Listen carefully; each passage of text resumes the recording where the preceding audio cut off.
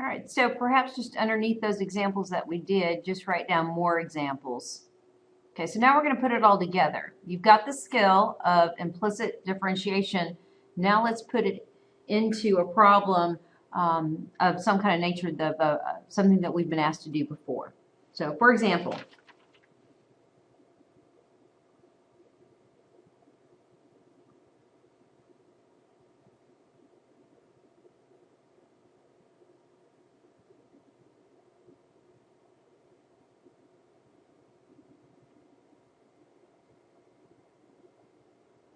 consider the equation x squared plus y squared equals 1. Just to give you a real quick visual, that is a circle that's centered at the origin. Hey, not bad. Woo! Okay, that's a circle centered at the origin, okay, with a radius of 1. Let's say that we're interested in finding the derivative. That is a slope formula that allows us to plug in any x that's on this circle and calculate the rate of change at that x value to maybe ultimately write the equation of the tangent line. Okay, so we want to keep all that in mind, but really the new focus here, the new piece is finding the derivative using implicit differentiation. Okay, my suggestion to you guys on this is, okay, to both sides of this equation, let's bring in the derivative operator d over dx.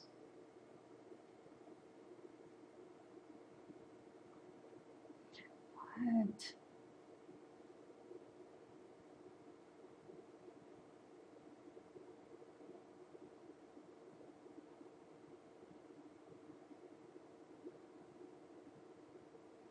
Okay, so to both sides of the equation, I'm going to bring in the derivative operator. So using what we learned just a minute ago, I'm going to use the sum and difference rule, apply here, variables agree, this derivative is 2x.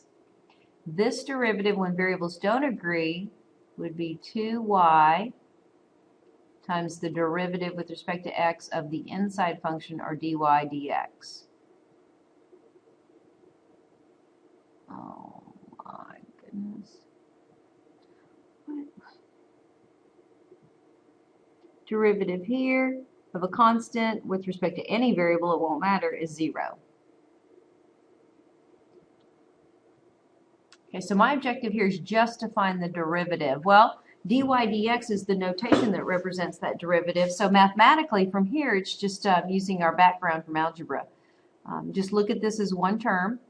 Let's move the 2x to the other side. So 2y dy dx equals negative 2x. And again, this was dy. And this was negative 2x. Oh my. Okay, and to isolate dy dx, to get y prime by itself, we want the derivative notation by itself. I'm going to divide both sides by 2y. So I will end up with dy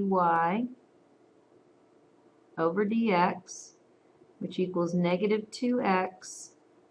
Oh my gosh.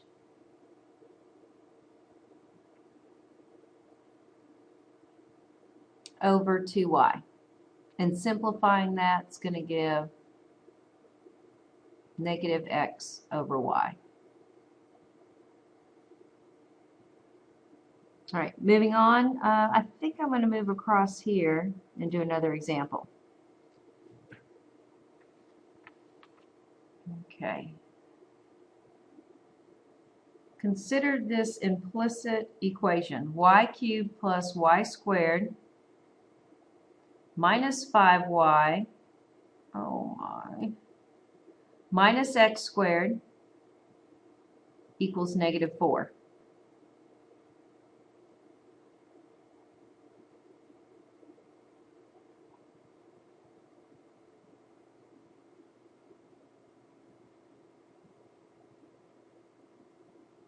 All right, let's say our objective is to find the derivative, okay? And just to give you a visual for this, it's kind of an interesting graph, but it looks something like this. It's kind of interesting. As you can see, it's not a function, okay? But we still want to find the slope formula, so let's bring in the derivative operator on both sides of the equation.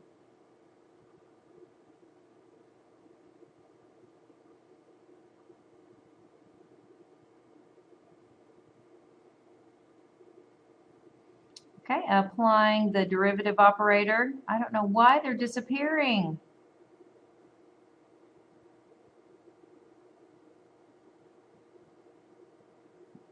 Variables disagree, 3y squared.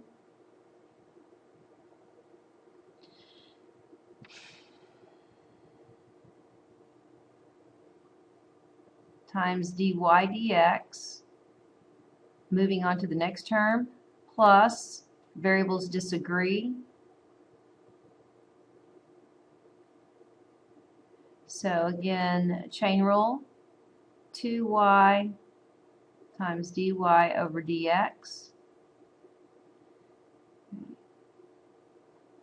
The derivative here, variables disagree, that's going to be minus 5 dy dx. And the last operation is going to be minus 2x. Those variables do agree, so we're good to go. Equals, moving across the equal sign, the derivative of a constant is 0. I feel like I'm losing some things here, some y's maybe.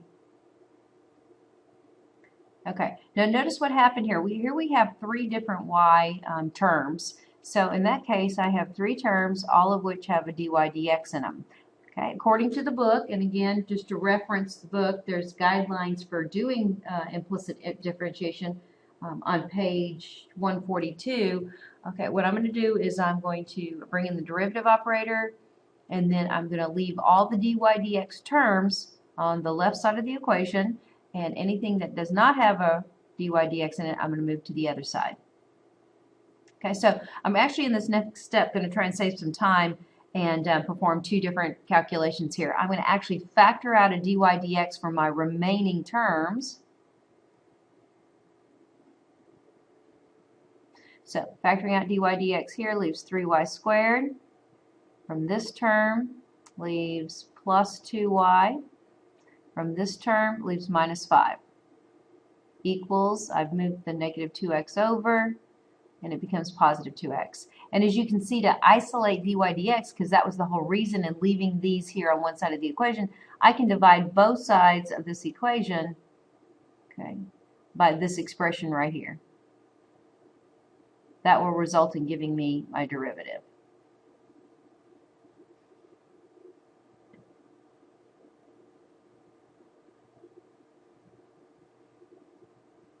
Not sure what's going on with the pen and why it keeps fading out. I'll try and work on that. Anyway, this is your answer right here. If I were to rewrite it, that's dy dx. That's the derivative. Okay, and as we're rewriting, I just want you to think for a moment. Prior to this section, if I wanted to find the slope of a graph, oh my gosh, really?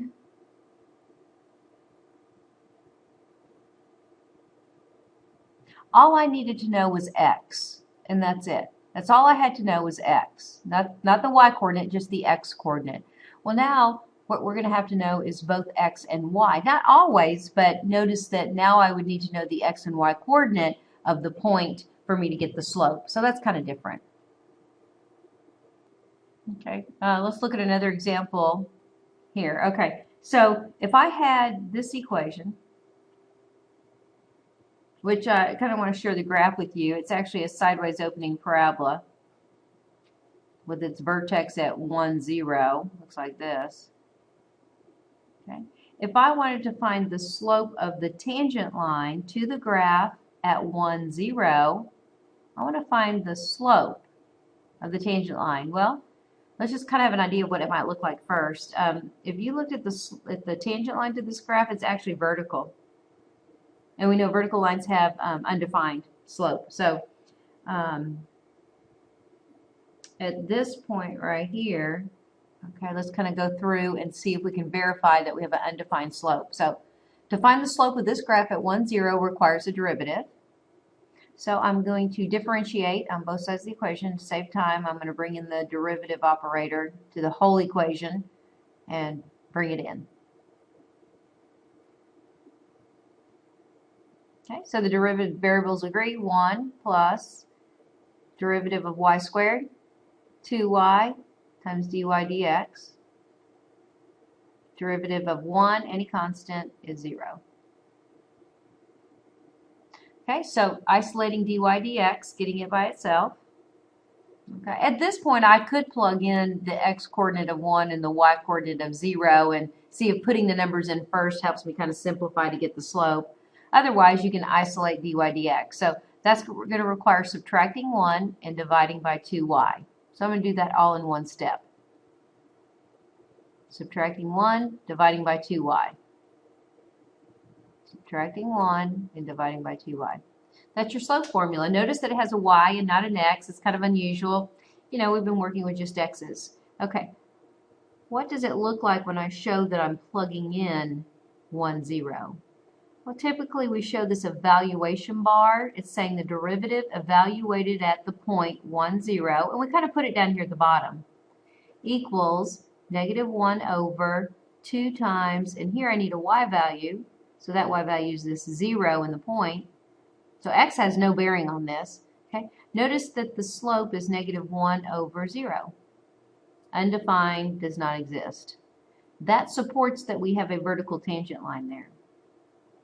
Okay. Now that I have the derivative, I could find the slope of the tangent line at, say, just picking another point, 0, 1. If you looked at 0, 1, okay, we're talking about that point, the slope should be negative. Okay. If you were to come over here and check that,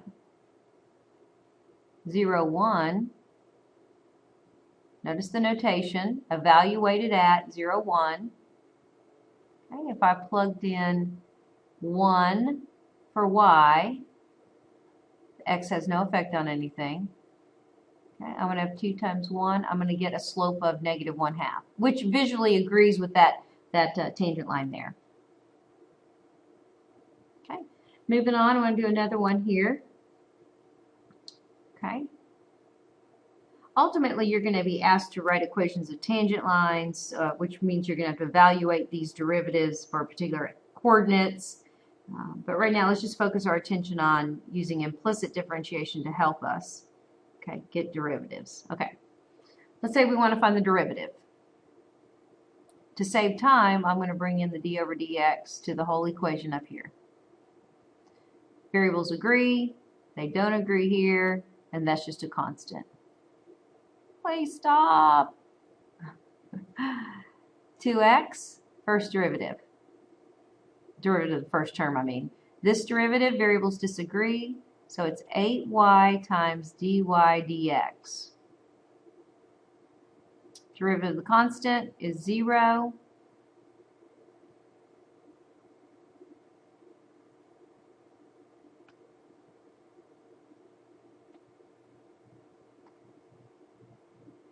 Seriously?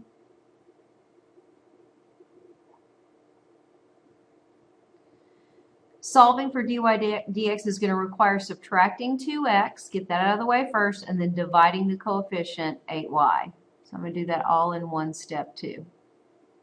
So I'm going to have negative 2x, and then I'm going to divide that by 8y. Simplifying, negative x divided by 4y. So that's the derivative.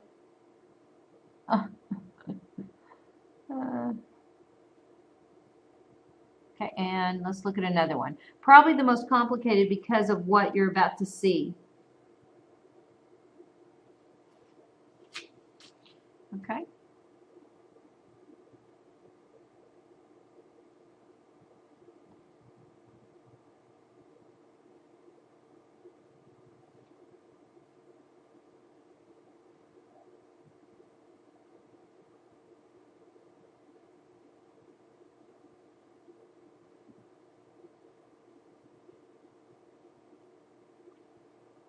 Consider this equation, x squared minus 3xy minus 7y squared equals 3. Let's find the derivative. A couple of things to notice. We have y involved in 2 different terms. Let's go ahead and bring in the derivative operator and apply it to all 4 of these terms. Okay, the derivative of the first term is 2x.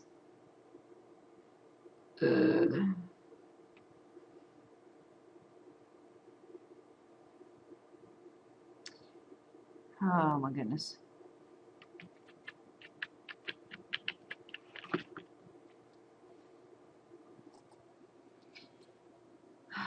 Let's see if I can get this to work.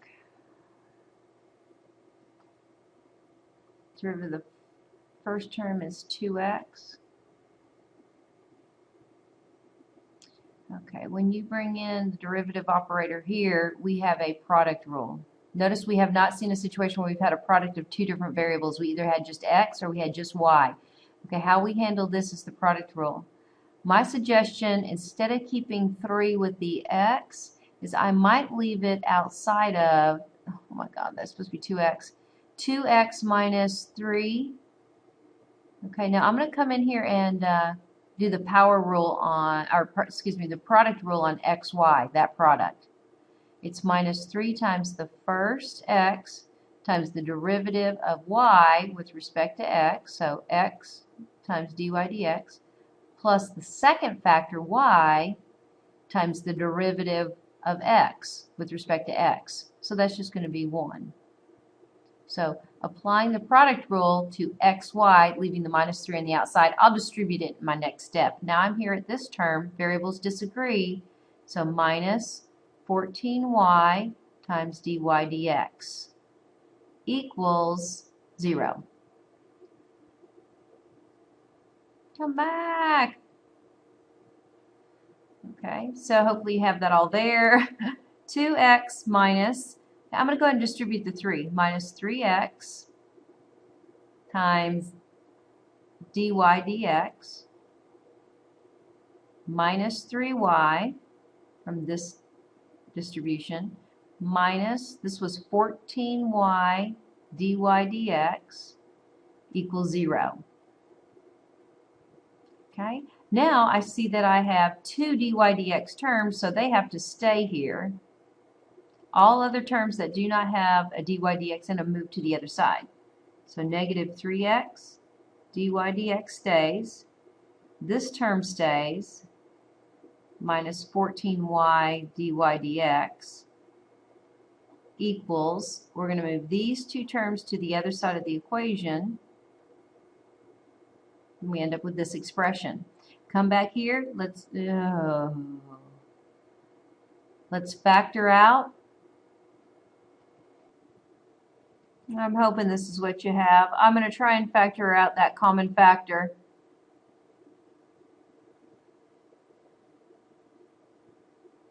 I think you see where this is going.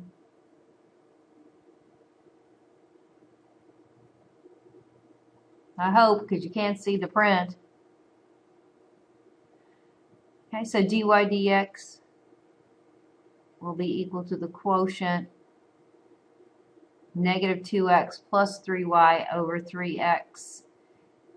And I'm thinking that should be negative 3x minus 14y. So that would be considered your derivative. And I think that's negative there. So that's the derivative. So what was interesting about this problem is looking way back up here at the original problem. Here's where it gets difficult for students. You have to see this as a product of two different variables, knowing you have to use the product rule. None of the previous examples did I have a product of two different variables. I had either x in the term or I had y in the term, making the differentiation pretty basic. But when you mix them, you have to go to the product rule. And again, my suggestion is to leave outside of maybe the bracket that you're going to put here, leave outside any kind of constant multiplier. Focus your attention on just the product rule here, okay? And then go back and distribute it in and cleaning up, resuming the problem and cleaning it up the way we need to. All right, thanks for being patient with me.